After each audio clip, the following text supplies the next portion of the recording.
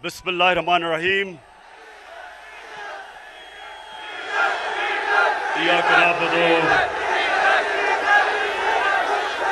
व इय्याका नस्तईन। सबसे पहले शौकत भट्टी आपको, आपके एमपीज को, मेहदी भट्टी को, अपने तहरीक इंसाफ के कारकुनों को, मेरे सारे जितने भी यहाँ हमारे ओहदेदार बैठे हैं, मैं सबको इस शानदार जलसे की भरपूर मुबारक भी देता हूँ, खराज तहसीन भी पेश करता हूँ। लेकिन शौकत भट्टी, आपने इतनी बड़ी लिस्ट पेश कर दी, लगता ऐसे है कि आप एक ही साल में हाफिजाबाद में वो काम करवाना चाहते हैं जो 70 साल में नहीं हुए। लेकिन इंशाअल्लाह, देखिए, सबसे पहले तो मेरा हाफिजाबाद के लोगों आपसे वादा है कि इंशाअल्लाह जब हमारे 5 साल मुकम्मल होंगे, मेरा वादा सिर्फ हाफिजाबाद आपसे नहीं है, मेरे सारे पंजाब के लोगों से है कि पाकिस्तान की तारीख में इन 5 सालों में जो हम डेवलपमेंट का काम करेंगे, इस सारी मुल्क की तारीख में इतना काम नहीं हुआ होगा जो इंशाअल्लाह पंजाब में हम आपको करके दिखाएंगे। अब मैं हाफिजाबाद के नौजवानों, मैं आपका सबका जुनून देख रहा हूं। मैं ये चाहता हूं, अभी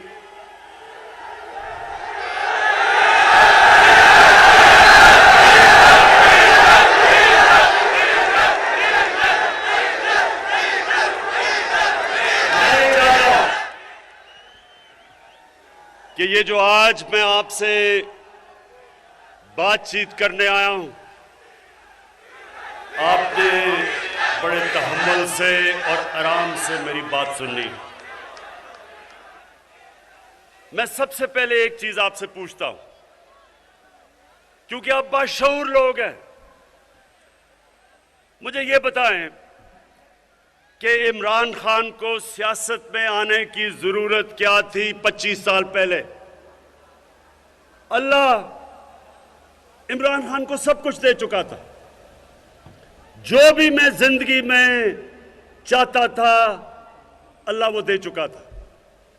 मैं सिर्फ एक वजह से आया था, और मैं नौजवानों आपके लिए, क्योंकि आप इस मुल्क का मुस्तकबिल है, मैं ये चाहता हूं बड़े गौर से आप मेरी बात सुने। पाकिस्तान क्यों बना था? ये मुल्क इल्लामा इकबाल की जो ख्वाब थी, हम सब अपने आप से पूछे कि क्या जरूरत थी पाकिस्तान की बनाने की? ये एक बड़े मकसद के लिए बना था, और आप अगर जब तक इसको नहीं समझेंगे, हम कौम नहीं बनेंगे। क्योंकि एक कौम तब बनती है वो जब एक नजरिए पे खड़ी होती है। नजरिए के बगैर कौम नहीं बन सकती। वो एक अवाम का हजूम होता है, उसके अंदर कभी आप सुनेंगे कि जाग पंजाबी जाग, कभी आप सुनेंगे सिंधु जैश, कभी पख्तूनिस्तान, कभी बलूचिस्तान की आजादी की तहरीक।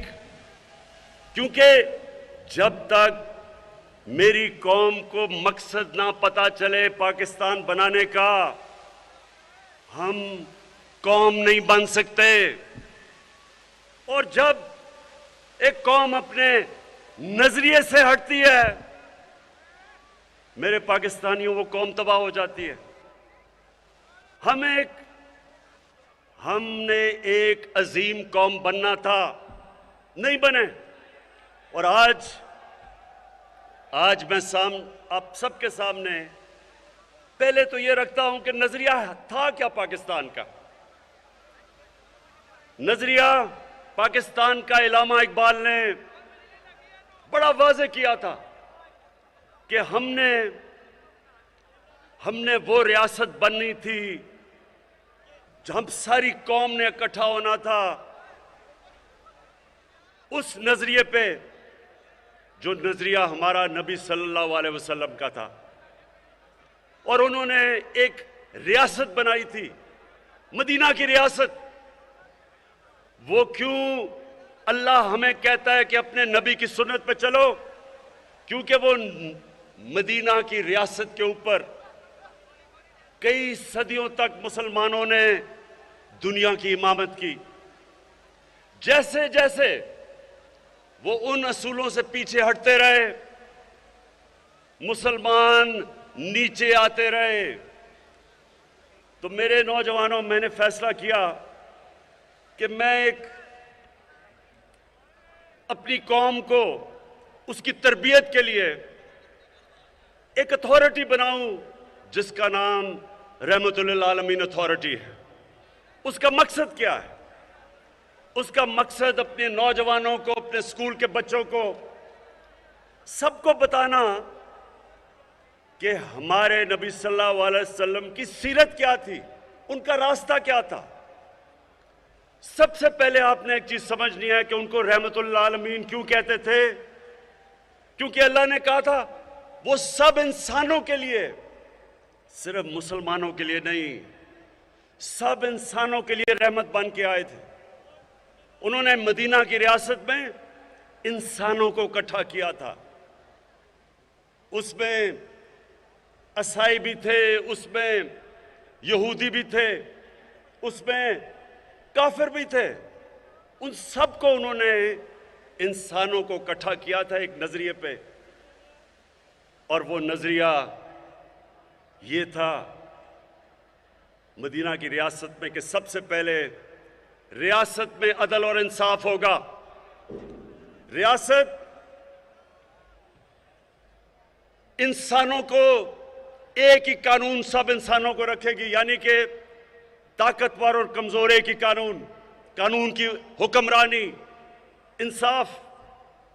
दूसरा रियासत में असूल था इंसानियत। फलाई रियासत दुनिया की तारीख की पहली फलाई रियासत बनी थी।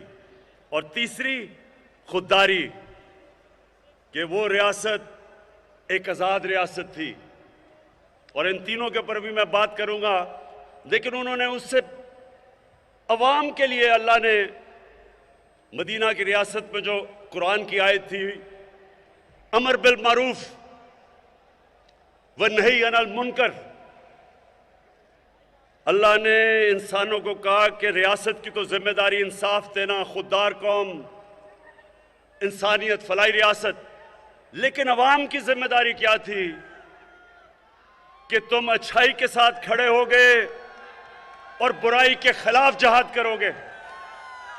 ये समझ जाएं कि अल्लाह ने इंसान को ये इजाजत नहीं दी थी कि एक तरफ बुराई हो रही हो और आप इंसान कहे जी कि मैं तो किसी की तरफ भी नहीं हूं।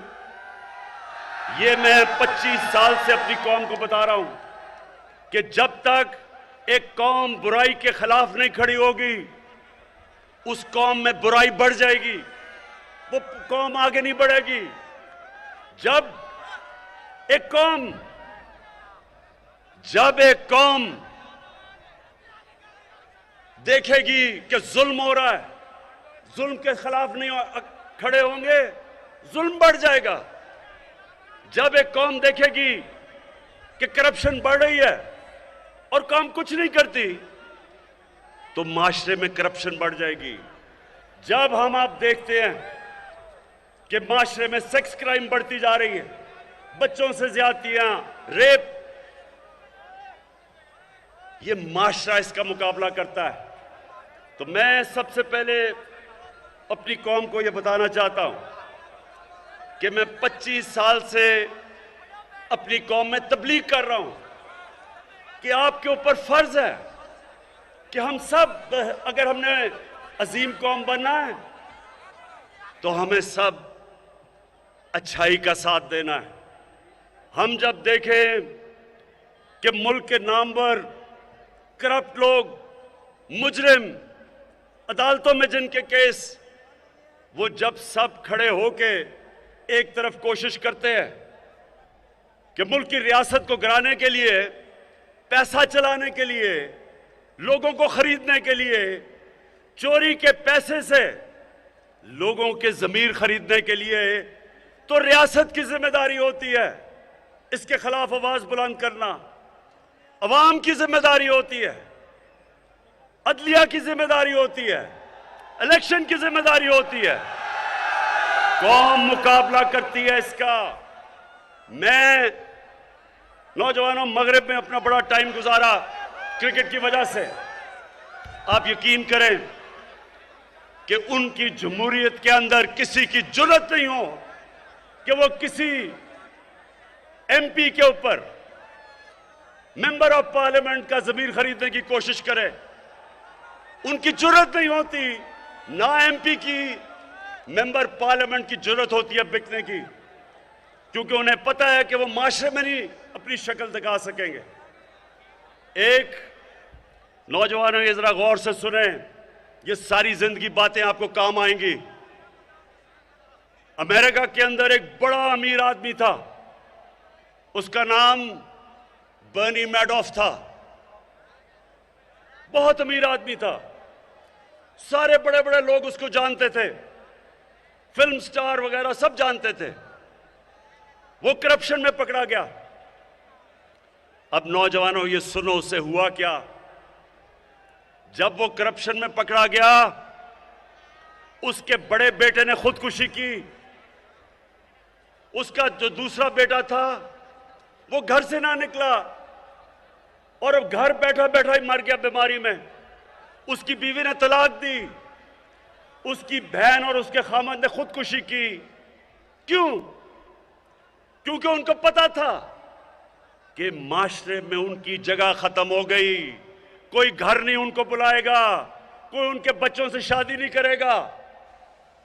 यह होता है खौफ। जब एक कौम अमर बिल मारूफ पे खड़ी होती है, खौफ होता है लोगों को कि माशरा क्या कहेगा। तो मैं इसलिए रहमतुल्लिल आलमीन अथॉरिटी बनाई कि हम अपने बच्चों को पढ़ाएं, स्कूल के अंदर बच्चों को सीरत नबी से पढ़ाएं, यूनिवर्सिटी में रिसर्च करवाएं, इसके ऊपर डिबेट्स करवाएं, मुल्क का कैरेक्टर बनाएं।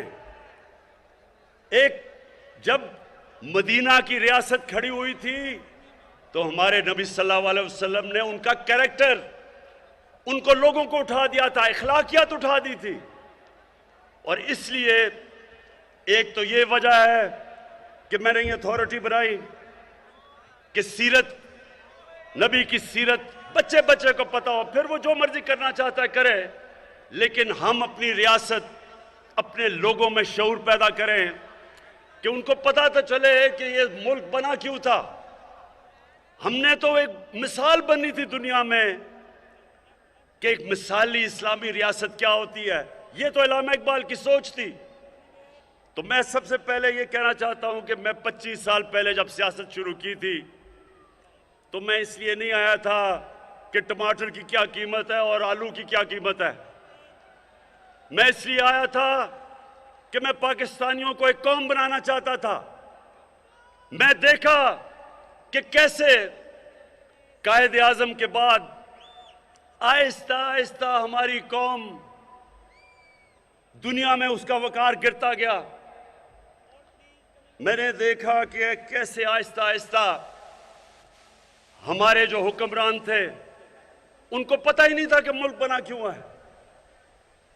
कायद आजम के बाद कभी भी कोई ऐसी लीडरशिप नहीं आई जिसने लोगों को बताया कि ये मकसद क्या था।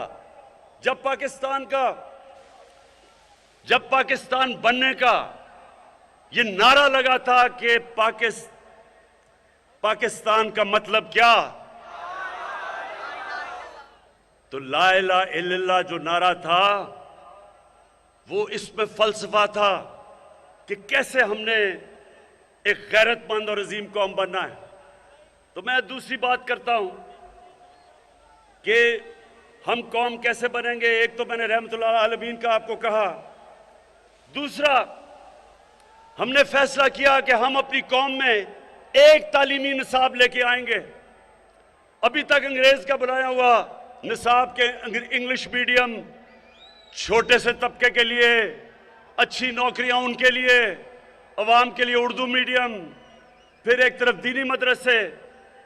ये पहली दफा 70 साल में पाकिस्तान की तारीख में एक तालीम का निसाब हम लेके आए हैं, पहली दफा। और मैं इस तरह शफकत महमूद आपको और आपकी टीम को खराज तहसीन पेश करता हूं कि हमने फैसला किया कि कौम बनाने के लिए आपको एक निसाब चाहिए। सबको अंग्रेजी पढ़ाएं, लेकिन अंग्रेजी एक इंसानों के अंदर फर्क करने के लिए तो ना हो कि जो पढ़ा लिखा है वो पहले अंग्रेजी बोले बताने के लिए कि मैं पढ़ा लिखा हूं। यह इसलिए हुआ है कि हमने कभी अपने निसाब को ठीक नहीं किया।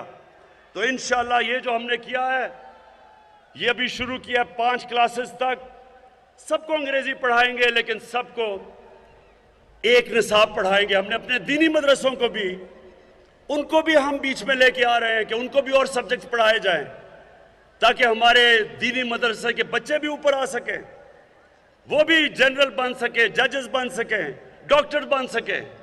तो सारी कौम को उठाने के लिए सबसे पहले तो तालीम के ऊपर हमने काम किया। फिर 26 लाख स्कॉलरशिप्स, ये सुने जरा गौर से, 26 लाख स्कॉलरशिप्स हमने रखी अपने अवाम के लिए, नौजवानों के लिए। और ये सारों को मॉनिटर कौन कर रहा है?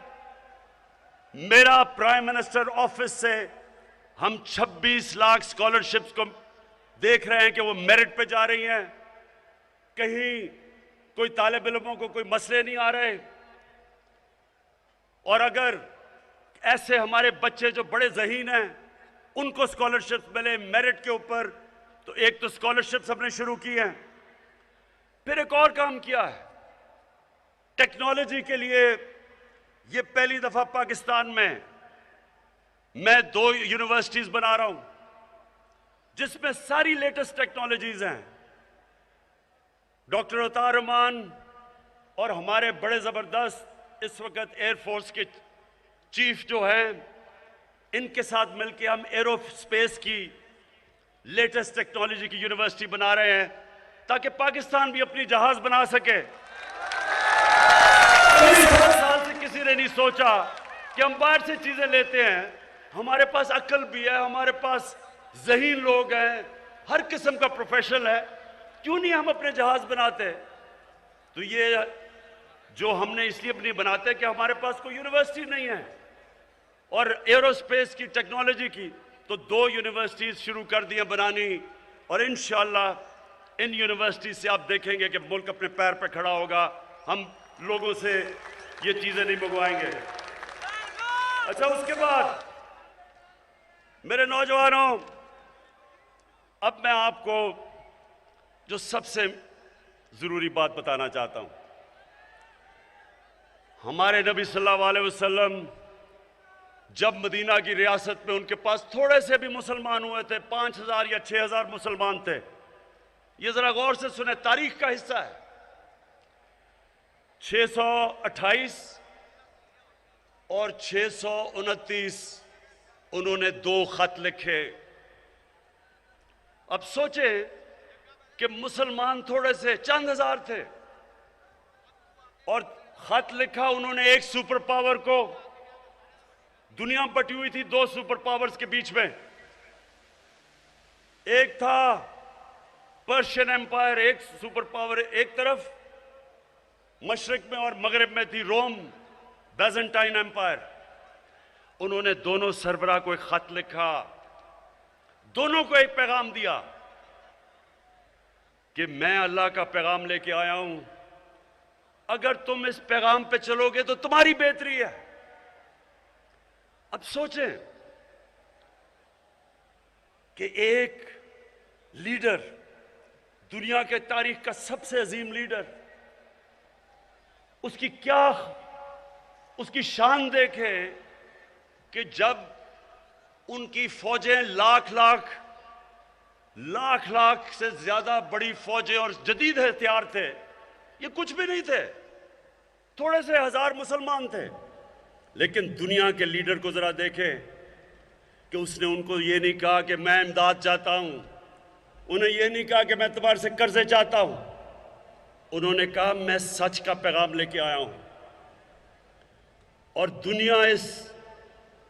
दुनिया की तारीख शाहिद है कि 10 साल के अंदर अंदर उन 2 खत के बाद दोनों सुपर पावर्स घुटने टेक गई मुसलमानों के सामने। तो हाफिजाबाद के लोगों सुनो, लीडर कभी किसी के सामने झुकता नहीं है।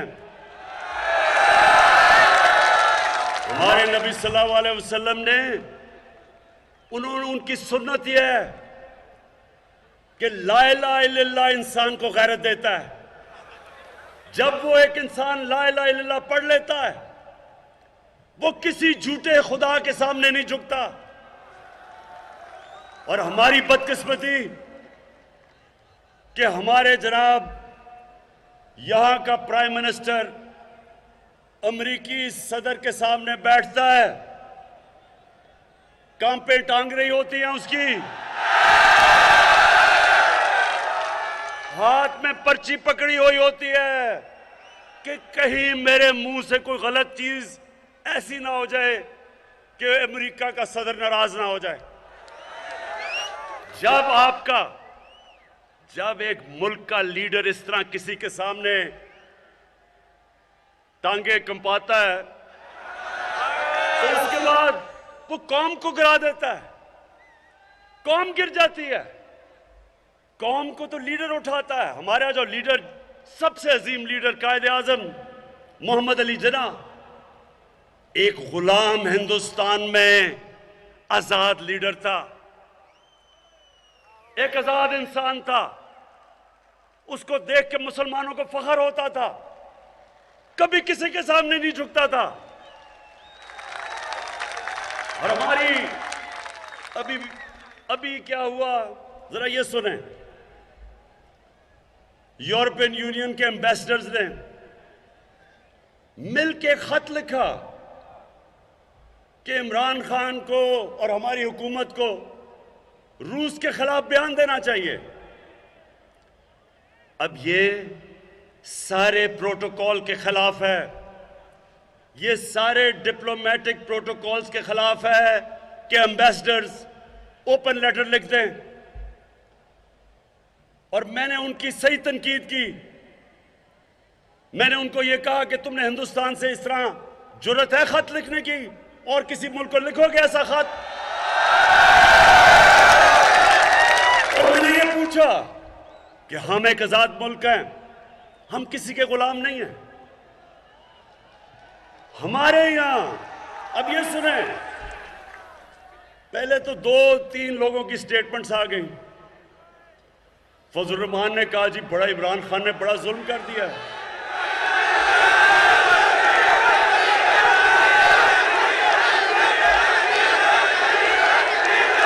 मैं नहीं कुछ कह रहा। उसके बाद शहबाज शरीफ, अब जरा शहबाज शरीफ को देखें, वो जब भी जरा सुने मजे सुने, जब भी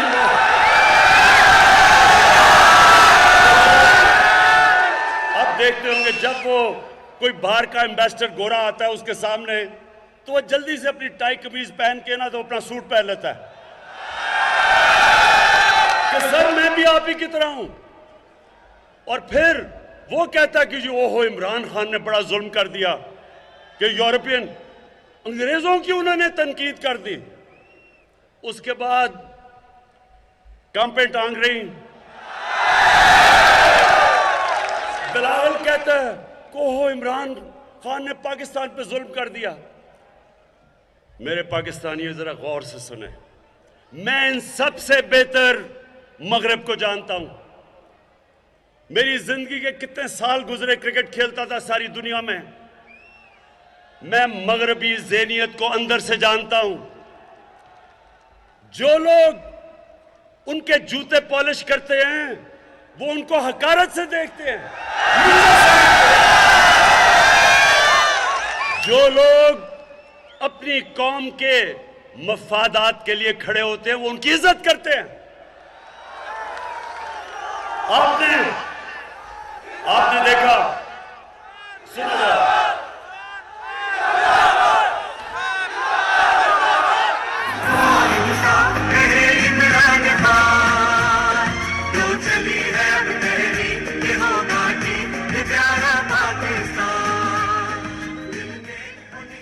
देखिए नौजवानों, अपनी जिंदगी का एक असूल बना लें। दुनिया उस इंसान की इज्जत करती है जो अपनी इज्जत करता है।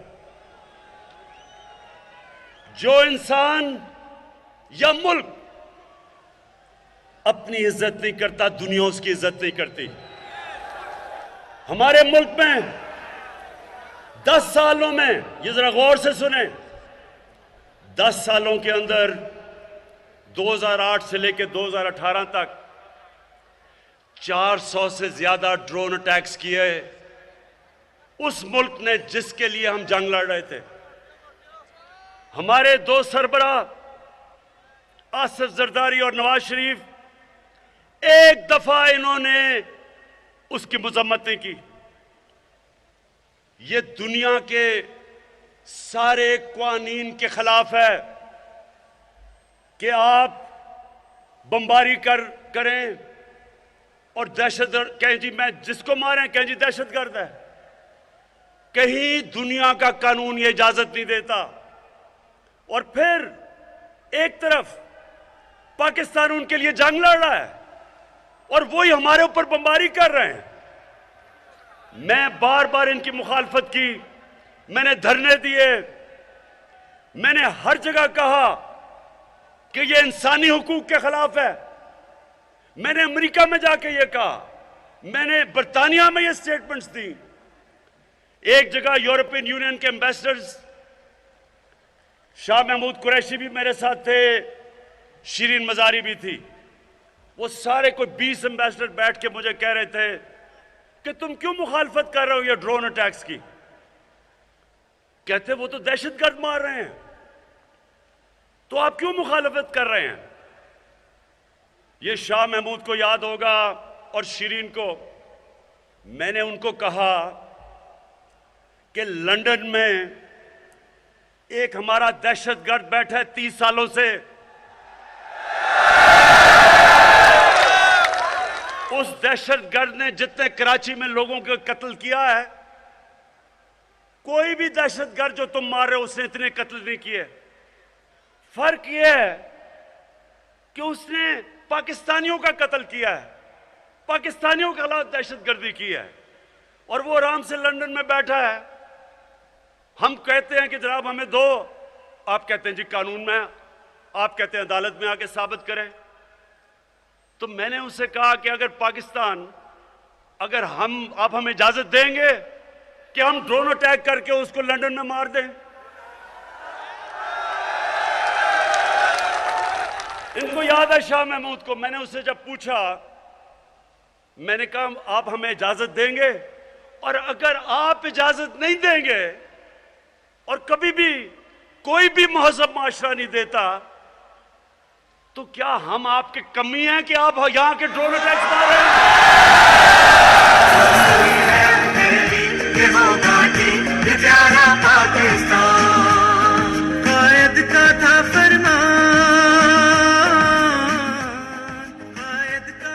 पाकिस्तानियों, मैं वाज़ेह कर दूं कि मैं समझता हूं कि पाकिस्तान को दुनिया में हर मुल्क से अच्छे ताल्लुकात रखने चाहिए।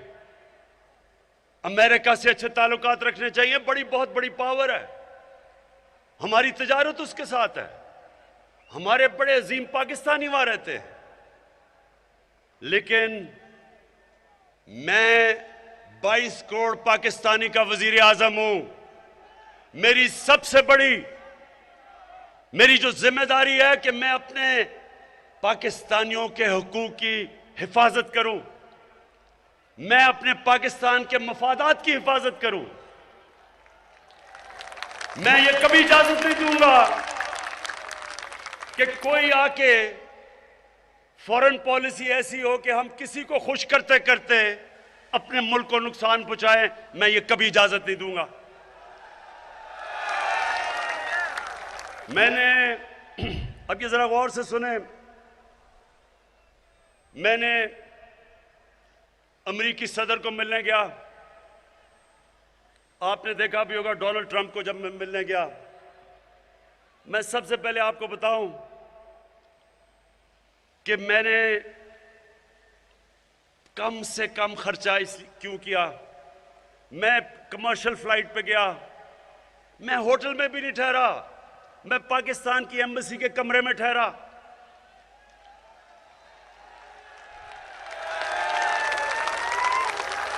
क्योंकि मैं उनको यह बताना चाहता था कि मेरे मुल्क के ऊपर इस वक्त मुश्किल माशी हालात हैं, मैं अपने मुल्क का पैसा बचा रहा हूं। मैं वहां सूट पहन के नहीं गया, मैं अपनी शलवार कमीज में गया।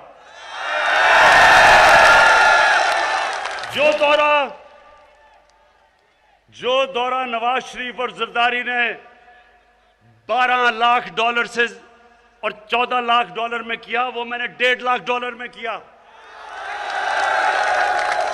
सिर्फ इसलिए कि मैं मगरब ज़हनियत को समझता हूं। आप वहां जाके बड़े बड़े होटलों में ठहरे हैं, अपने मुल्क का पैसा खर्च करें, उनको बड़े बड़े तोहफे दें, और उनको पता हो कि आपका मुल्क मकरूज है, वो आपकी इज्जत नहीं करते, वो आपको नीचा समझते हैं, वो आपका मजाक उड़ाते हैं आपके पीछे। मैं जानता हूं उनको। वो आपकी इज्जत करते हैं जब वो देखते हैं कि इसको अपने मुल्क की फिक्र है। वो देखते हैं कि उसे जब अपने मुल्क पे फख्र है, उसको शर्म नहीं आती पाकिस्तानी होते हुए। और सबसे ज्यादा वो आपकी इज्जत करते हैं।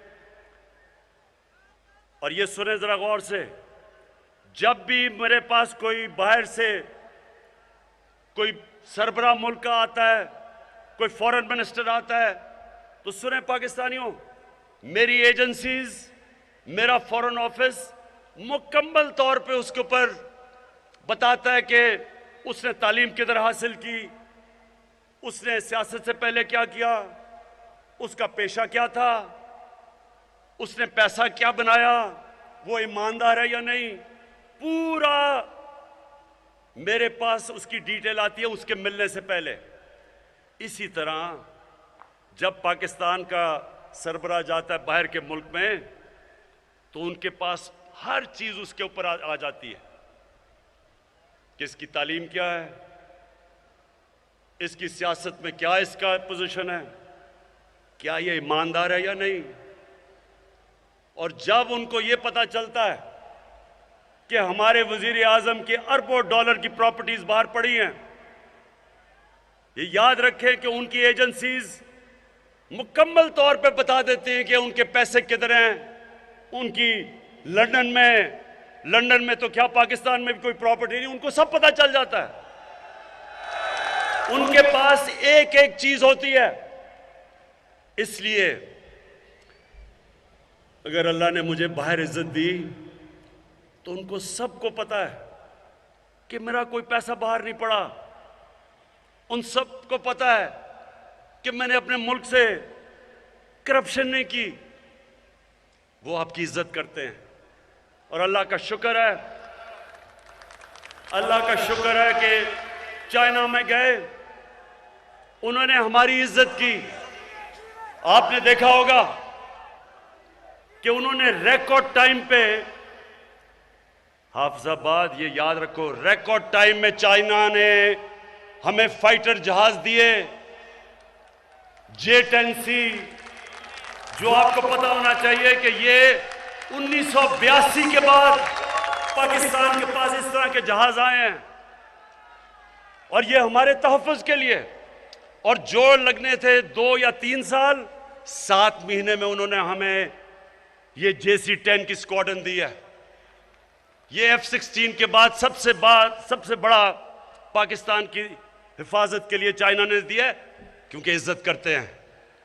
हम रूस गए, 3 गार्ड ऑफ ऑनर दिए उसने, रूस के प्रेसिडेंट ने हमें इज्जत दी, उसने हमें। मैं जब सदर ट्रंप से मिलने गया, उसने इज्जत की। उसने ऐसे, उसे पता था कि ये आदमी 2 नंबर नहीं है। जब वो हमारे पिछलों से मिलते थे तो इसलिए ये बेचारे उनके सामने गिरे हुए होते थे। तो देखें, कौम की इज्जत उसका प्राइम मिनिस्टर होता है, उसका सरबराह होता है। जब वो झुकता है, वो कौम की सारी इज्जत नफ्स तबाह करके रख देता है। तो मैंने आपसे 25 साल पहले अपनी कौम से कहा था कि ना मैं कभी किसी के सामने झुका हूं और इंशाअल्लाह कभी अपनी कौम को किसी के सामने झुकने नहीं दूंगा। 22 तारीख को 15 साल के बाद इस्लामिक मुल्कों की यानी OIC की कॉन्फ्रेंस हो रही है इस्लामाबाद में। 15 साल के बाद सारे मुसलमान मुल्कों के फॉरेन मिनिस्टर्स आ रहे हैं पाकिस्तान में। तो ये हमारा मुल्क, हमारी ताल्लुकात सबसे हैं, सबसे रखना चाहते हैं। और मैं आपको ये वाज़ेह कर दूं कि हम सबसे ताल्लुकात रखेंगे, लेकिन अपने मुल्क के मफादात के लिए के ऊपर कभी कॉम्प्रोमाइज नहीं करेंगे। अब मैं आता हूं मदीना की रियासत, जरा सुने, आखिर में पहुंच रहा हूं। मैं सिर्फ बताना चाहता हूं कि जो हमने किया है आज तक पाकिस्तान की तारीख में कौम बनाने के लिए किसी ने नहीं किया। मदीना की रियासत फलाई रियासत थी। फलाई रियासत क्यों जरूरी है? रियासत एक कौम बनती तब है जब सारे फर्द कौम के समझें कि ये जो रियासत है ये हमारे लिए है, ये हमारा ध्यान रखेगी, ये हमें इंसाफ देगी। अगर हमें मुश्किल वक्त आए, घर में बीमारी हो, तो रियासत मेरा ध्यान रखेगी। अगर मैं भूखा हूं तो रियासत हमारे बच्चों का ध्यान रखेगी। तो ये जो सफर है फलाई रियासत का, ये भी पाकिस्तान को कौम बनाएगा। रहमतुल्लाह आलमीन मेथॉरिटी कौम बनाएगी। हमारा जो तालीम का निज़ाम है, एक निसाब, वो कौम बनाएगा। जो हमारी लीडरशिप है, अपनी कौम को खुददारी देके ये कौम बनाएगी। और ये जो फलाई रियासत है, इसमें सबसे बड़ा काम जो हमने हेल्थ कार्ड लेके आए हैं, हर खानदान स्वाय सिंध के, क्योंकि सूबे कर रहे हैं, ये उस्मान बुज़दार की मैं खास तारीफ करता हूं कि 400 अरब रुपया कभी पाकिस्तान में इस तरह का पैसा किसी ने खर्च नहीं किया आवाम पे। 400 अरब रुपया हम खर्च कर रहे हैं। हर खानदान को 10 लाख रुपए का हेल्थ कार्ड। इसका मतलब, ये जरा सुने, इसका मतलब ये कि अगर आपके घर में खुदा ना खास्ता बीमारी आए तो वो 10 लाख तक आप किसी भी अस्पताल में जाके अपना इलाज करवा सकते हैं। प्राइवेट हॉस्पिटल में जा सकते हैं। प्राइवेट हॉस्पिटल में आम आदमी सोच भी नहीं सकता जाने का। अभी जो लाहौर का महंगा हॉस्पिटल है, डॉक्टर्स हॉस्पिटल, उनके सरबराह डॉक्टर जावेद ने मुझे टेलीफोन किया 1 महीना पहले। कहता है, इमरान, मैं आपको बताना चाहता हूं कि हमारे हॉस्पिटल में, और महंगा हॉस्पिटल है, पहला हेल्थ कार्ड के ऊपर हार्ट का ऑपरेशन किया हमने। एक गरीब आदमी, एक ड्राइवर गया वहां, दिल की बीमारी थी, हेल्थ कार्ड के ऊपर प्राइवेट हॉस्पिटल में उसका मुफ्त इलाज हुआ। तो ये मुझे पाकिस्तानियों बताओ कि 70 साल से किसी ने यह नहीं सोचा कि आम आदमी के ऊपर क्या गुजरती है अगर घर में बीमारी होती है। ये कभी पाकिस्तान में चीजें नहीं हुई। फिर पनाहगाह, मैं जब लाहौर के, वो पुराना जो लाहौर का रावी का पुल था, जब उससे आता था दाता साहब की तरफ, तो वो जो बीच में, सड़क के बीच में जो जगह थी, हमेशा मैं देखता था कि बेचारे लोग सो रहे हैं उसके ऊपर, मजदूर सो रहे हैं उसके ऊपर, ट्रक गुजर रहे हैं रात को, बसें गुजर रही हैं, धुआं आ रहा है, मिट्टी आ रही है। कभी किसी ने नहीं सोचा कि उनके लिए एक हम पनाहगाह बना दें कि जाके उधर सो सके गरीब लोग।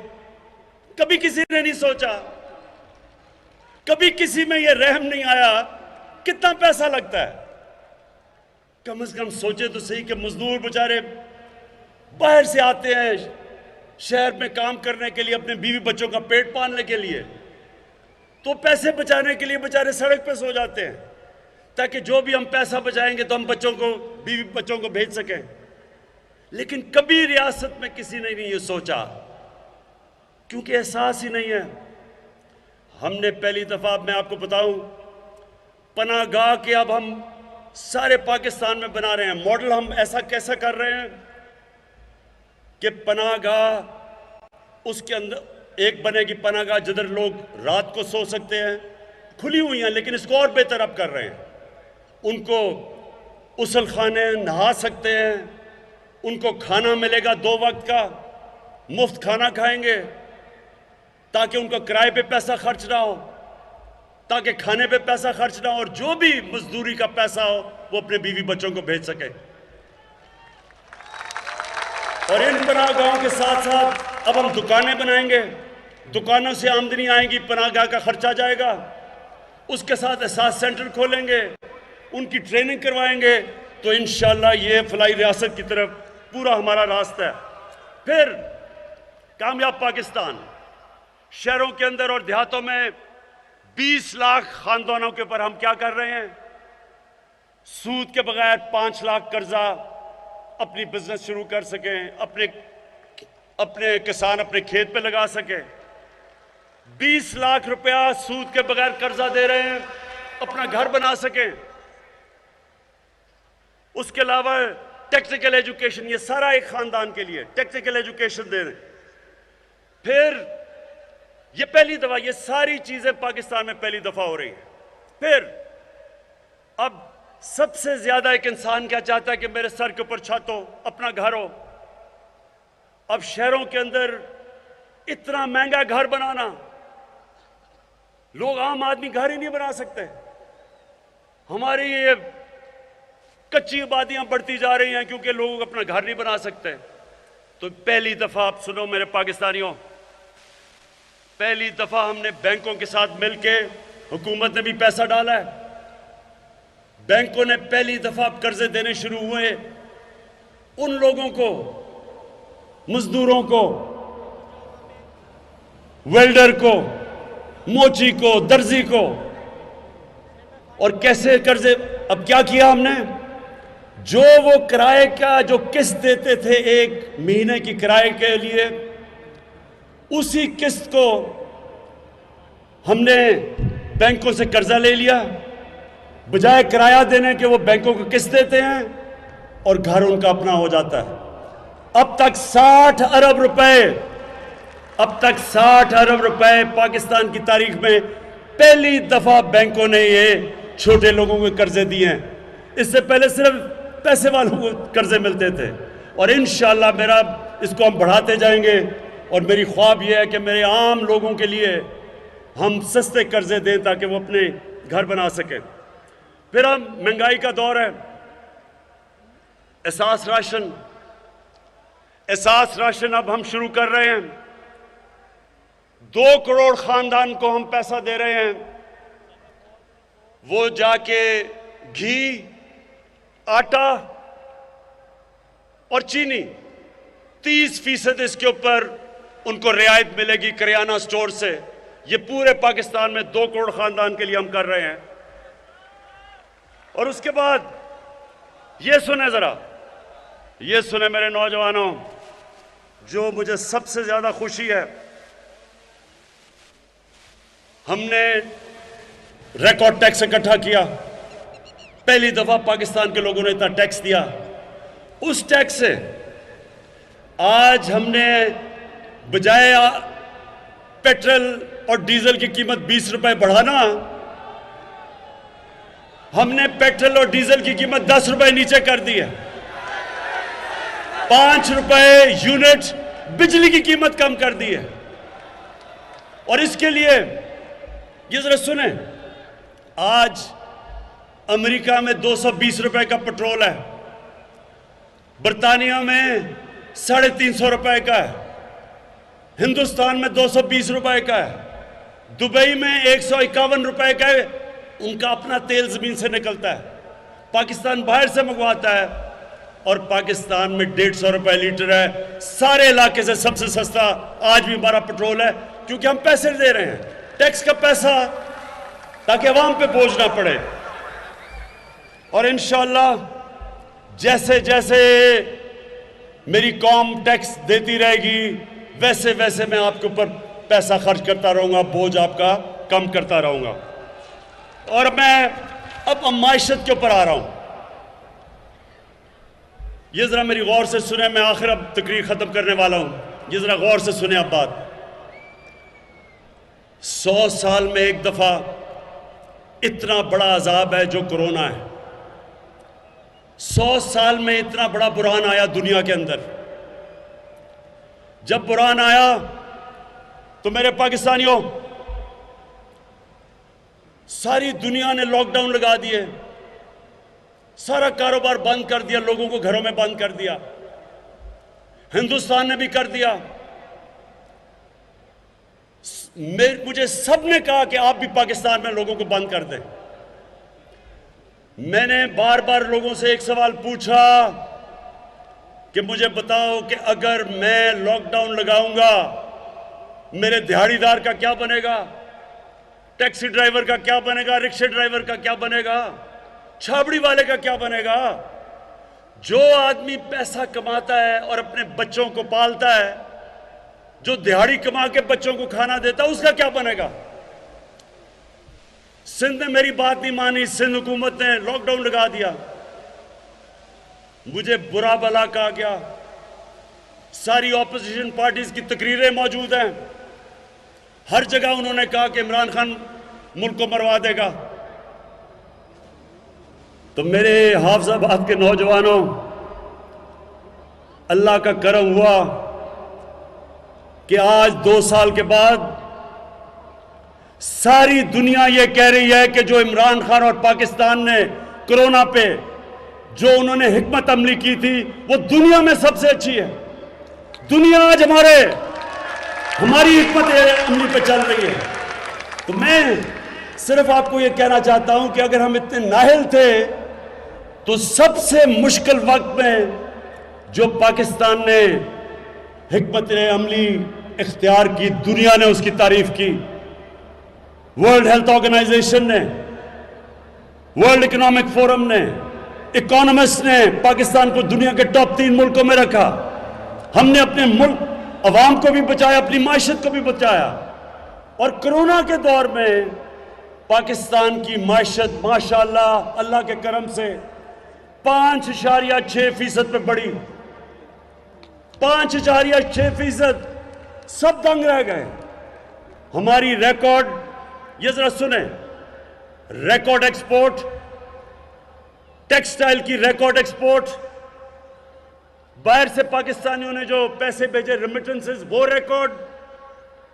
हमारी कंस्ट्रक्शन के अंदर 1500 अरब रुपया आया, वो रिकॉर्ड। हमारा आईटी के अंदर एक्सपोर्ट, वो रिकॉर्ड। 4 बड़ी जो हमारी फसलें थी, गंदम, गन्ना, चावल और मकई, चारों में रिकॉर्ड हुआ। और अब इंशाल्लाह जो हमने इंडस्ट्रियल पैकेज दिया है, ये मेरी अब पेशन गोई सुन लो। जो हमने अब इंडस्ट्रियल पैकेज दिया, आप देखेंगे कि ये पाकिस्तान को बिल्कुल एक तब्दील करके एक अजीम मुल्क बना देगा। हमें दुनिया में, और ये सुन लो आखिरी 2 चीजें, हमने जो मौसम की तब्दीली के ऊपर कदम उठाए, बर्तानिया के प्राइम मिनिस्टर ने यूनाइटेड नेशंस में पाकिस्तान को कहा कि पाकिस्तान मिसाल है। पाकिस्तान वो मुल्क है जो दुनिया को दिखा रहा है कि मौसम की तब्दीली यानी क्लाइमेट चेंज का कैसे मुकाबला करना है। फिर 50 साल में, हाफिजाबाद के लोगों, आप यहां ज्यादातर किसान हो, 50 साल में पहली दफा पाकिस्तान में डैम्स बनी हैं। 10 डैम्स बना रहे हैं हम, ये 50 साल के बाद, ताकि पानी को बचाएं, ताकि किसानों के पास ज्यादा पानी आए, सस्ती बिजली बने, पानी के ऊपर बिजली बने। और इंशाअल्लाह 3 साल में पहली मोमन डैम कंप्लीट हो रही है, उसके बाद दासू डैम और उसके बाद बादशाह डैम। इससे पाकिस्तान में जो पानी का हम जो रिजर्वॉयर है वो दुगने हो जाएंगे, यानी पानी हमारे पास दुगना हो जाएगा आज से। और इंशाल्लाह ये किसानों के लिए बड़ी खुशखबरी है। मैं आखिर में, मेरे हाफिजाबाद के लोगों, मैं आपके सामने आखिर में एक बात कहता हूं कि मेरा ये ईमान है कि हमारा मुल्क एक बहुत अजीम मुल्क बनने जा रहा है। ये वो मुल्क है जो 27वीं रमजान को बना था। ये वो मुल्क है जिसने दुनिया को बताना है कि सही माने में जो नबी सल्लल्लाहु अलैहि वसल्लम की सुन्नत थी, मदीना की रियासत, वो कैसे, उसके क्या असूल थे। हमने दुनिया में मिसाल बनना है, हमने खुददार कौम बन के सामने आना है और हमने दुनिया को यह साबित करना है कि किधर से, जिस तरह मदीना की रियासत में मुसलमान उठे थे, उसी तरह यह मुल्क उन उसूलों के ऊपर चल के एक दुनिया का अजीम तरीन मुल्क बनेगा। और इंशाअल्लाह ये जो हमारे सामने हमें धमकियां मिलती हैं, अभी ये जो हिंदुस्तान का एक मिसाइल भी आ गया, पाकिस्तान ने बड़ी हिकमत से इसका जवाब दिया, हालांकि हम और भी कुछ कर सकते थे।